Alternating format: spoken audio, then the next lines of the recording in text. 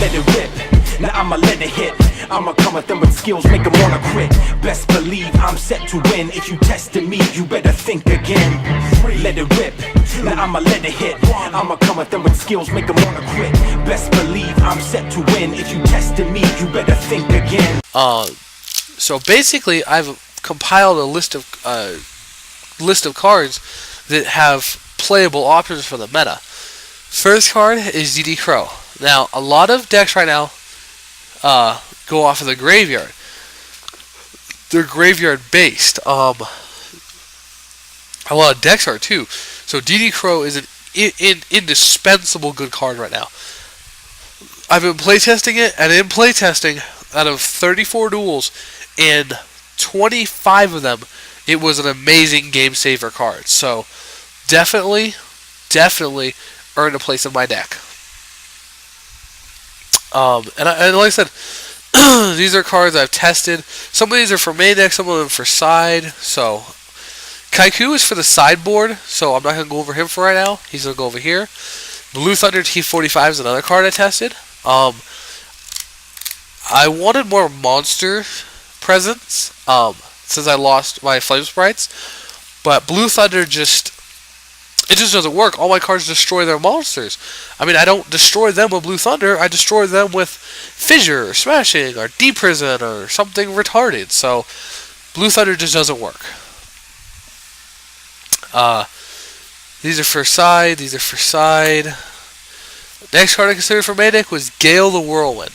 3-star tutor, can half a monster.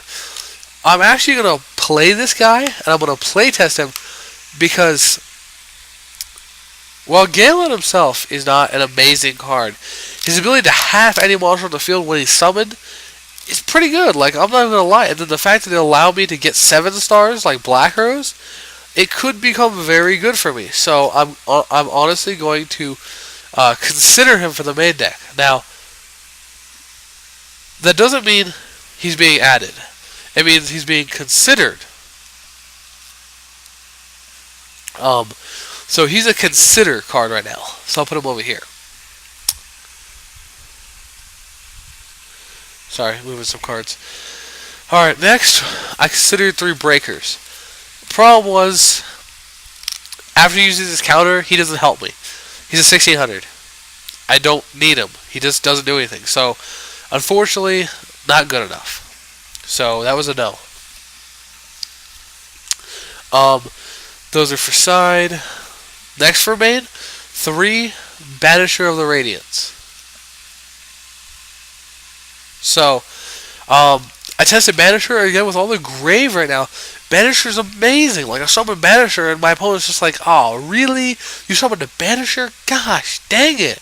Because they got so much grave stuff. So, Banisher, amazing card.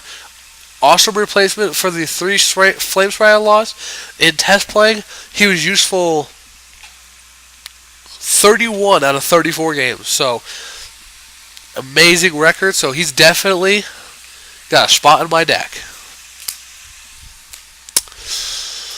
Next was 3 Horn of Heaven. Now, this card is good and it's bad. It requires me to tribute a monster, but I negate another monster summon.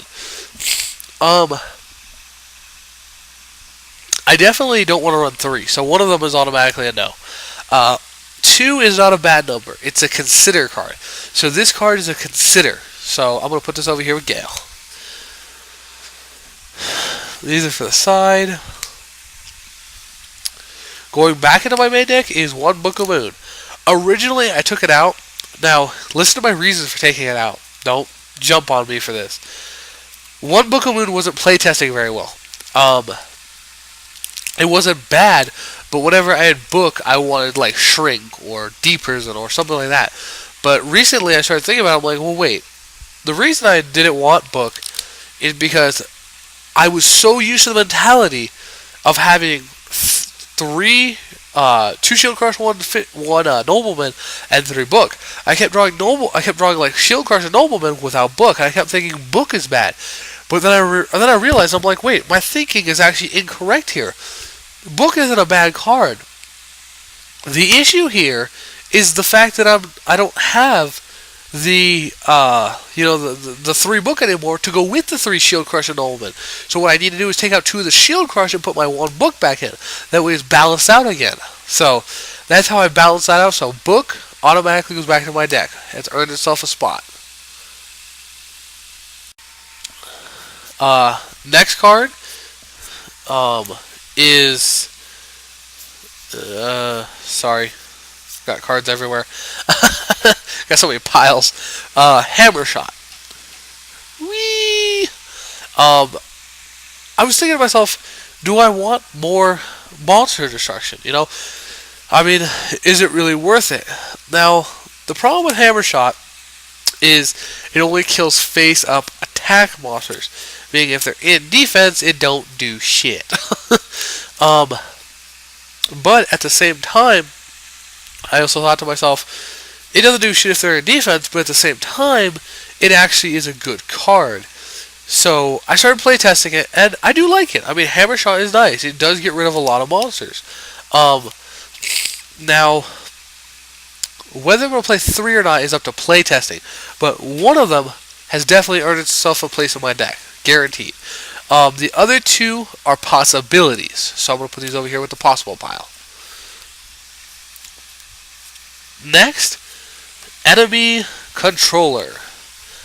I started looking into this card again. Not only does it have the ability to change monsters from attack to defense, say they have really big attack, really low defense like Darkrobe, they attack me, controller, go to defense, I summon a gadget, I run over you.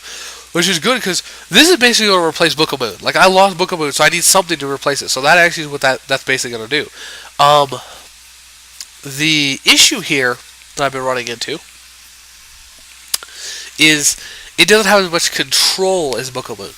But since it's so good, it has guaranteed 1 spot. 1 spot is guaranteed to it, so it's going to go in my deck. The other 2 are possibilities. Playtesting, it was doing really nice, but you never know in the real world, so possibility. Alright, next, 2 Autonomous.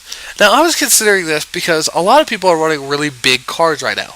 Really big-ass monsters. And I was thinking, well, you know, I might be able to steal them. This might actually work to my advantage. But when I actually started thinking about it, I was like, well, wait. The only card I really want to steal would be, like, Fortress, and Machinas aren't that popular anymore.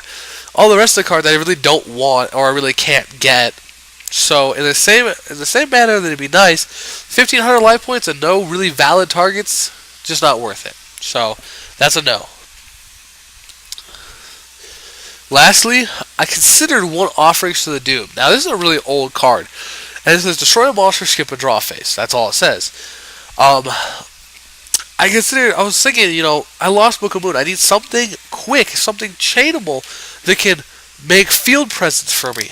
And I was thinking, maybe this card could do it. Maybe this card is actually worth it. Maybe it's valid. So I started playtesting it, and it's a hard sell. Like, it really is. Like, at times it's amazing. Like, I'm just like, yes, Offerings to the Doom. But other times I'm like, oh god, I drew Offerings to the Doom. I don't want this card. You know, I'd rather have a Hammer Shot or a Fissure. So while it's a very good destruction card, the fact that it skips a draw phase is just too much to give it to guarantee it a spot in my deck. So for right now, it gets a possible. So right now, I've taken out 10 cards from my deck, and I've gotten 1, 2, 3, 4, 5, 6, 7, 8 guaranteed. So what I'm going to do is I'm going to switch them out.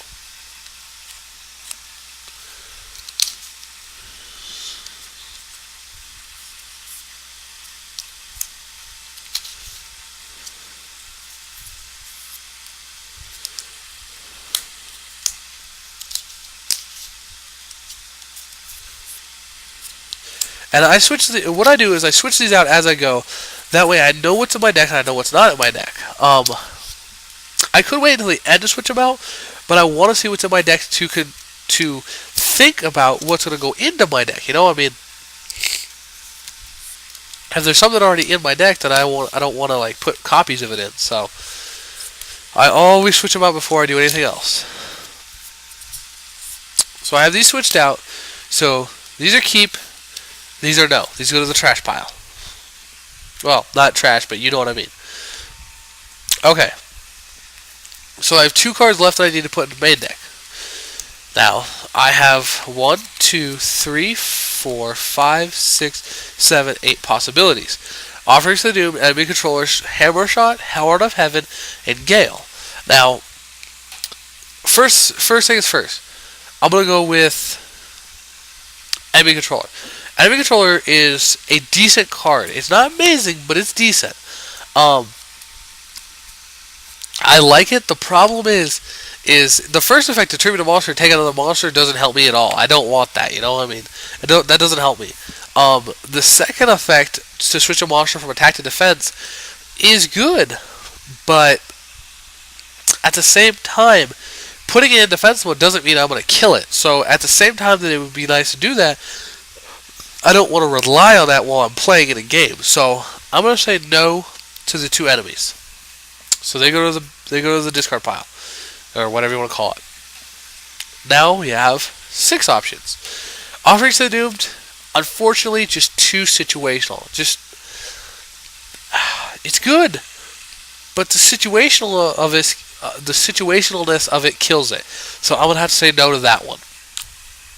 Not drawing a card can be worse than drawing that card sometimes. Nextly, let's go with 2 Hammer Shot. Now, Hammer Shot is a bad card, but considering the fact I now run Hammer Shot, 3 Fissure, and 2 Smashing, that's 6 single destruction cards. And they're spell cards, so I really don't want to, put like more than 6 in there. I mean, I don't want to go back to the whole thing where I'm sitting there with a bunch of cards I can't play and just sitting there going, oh my god, don't play this, don't play this, don't play this. So, unfortunately, Hammer Shots are a no. Nextly, Gale. Gale is a decent card. It's a decent card. It does give me access to, like, Black Rose, and it does half a monster. But at the same time, once I summon it and use its effect, there's no advantage off of it. Like, I summon it in half a monster, but there's no advantage after that. Now, I do like it. I do like Gale.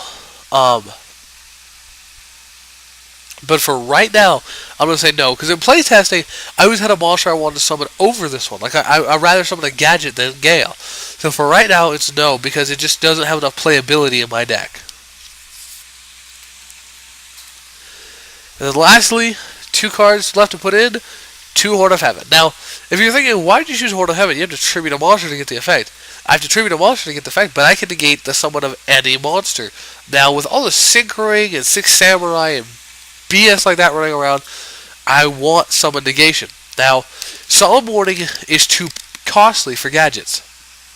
2,000 life points is pretty much like putting a noose around my neck and tying it to a tree for my opponent. If you know what I mean. So, it's just too costly. So, in the end, I need summon negation. So, look, I have summon negation. So, those are going to go in as my last 2 cards.